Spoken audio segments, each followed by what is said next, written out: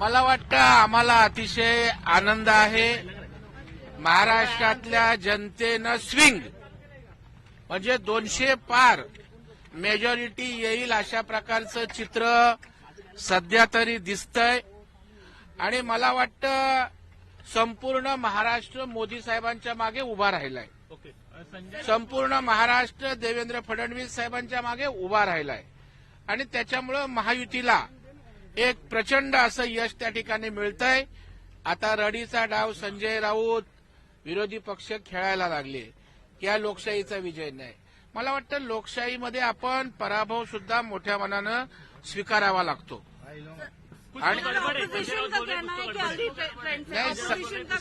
संजय राऊतला आता पागलच्या दवाखान्यामध्ये ऍडमिट करावं लागेल.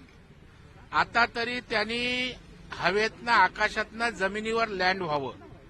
कुठल्याही प्रकारचा ग्राउंडचा अंदाज नाही. कुठल्याही प्रकारे महाराष्ट्राच्या प्रश्नांशी देणं घेणं नाही. विकासावर बोलायचं नाही. केवळ शिव्या, मत्सर, द्वेष, टीका करायची. मला वाटतं शांतपणे महाराष्ट्रातल्या जनतेनं लोकसभेत जी काही चूक किंवा जे काही झालं होतं ते दुरुस्त करून ती खंत मनात होती की मोदी साहेबांना पाठबळ द्यायला आम्ही कुठे कमी पडलो, ते यश महाराष्ट्रातल्या जनतेनं दिलंय. ज्या काही महायुती सरकारनं 2 वर्षामध्ये एक अमाप अशा प्रकारचं गरिबाच्या कल्याणासाठी काम केलं, विकास केला. त्यामुळे केवळ शिव्या घालणाऱ्या लोकांच्या मागे महाराष्ट्रातली जनता राहिली नाही.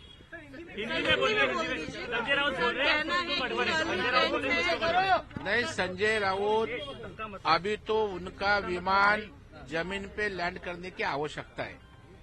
केवल गाली गलौज करके विजय हासिल नहीं होता है. ग्राउंड रियलिटी समझना चाहिए. महाराष्ट्र की जनता ने विकास के बाजू में मतदान किया. जो धर्मयुद्ध देवेंद्र फडणवीस साहब ने पुकारा था उसके लिए बड़े पैमाने पे हम सब एक हैचा नारा त्या ठिकाणी जनतेनं मान्य केला.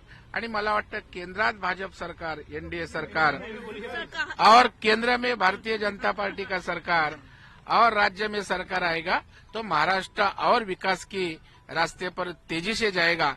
इसलिए जनता जनार्दन ने भारी कौल देने का निश्चय किया. आपने 200 क्रॉस किया है, महायुति ने 200 क्रॉस किया है, कैसे देखते हो इसको? मुझे लगता है हम लोग कौन से शब्द में महाराष्ट्र के मतदारों का अभी आभार मानेंगे समझ में नहीं आ रहा है.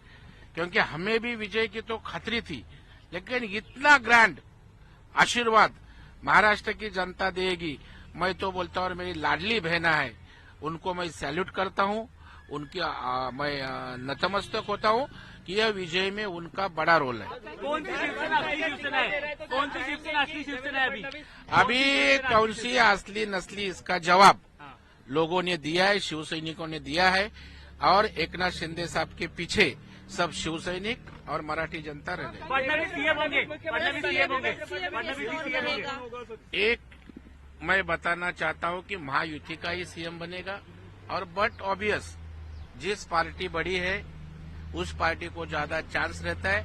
और भारतीय जनता पार्टी आज 125 के आसपास जाने की शंका अपना चांसेस है. और मुझे लगता है भाजपा का सीएम बनेगा तो हमारे देवेंद्र फडणवीस साहब ही इस महाराष्ट्र के मुख्यमंत्री बनेंगे. तुमचा आयता सापळे देतो तसा आलो. हे आता झालं काय करतात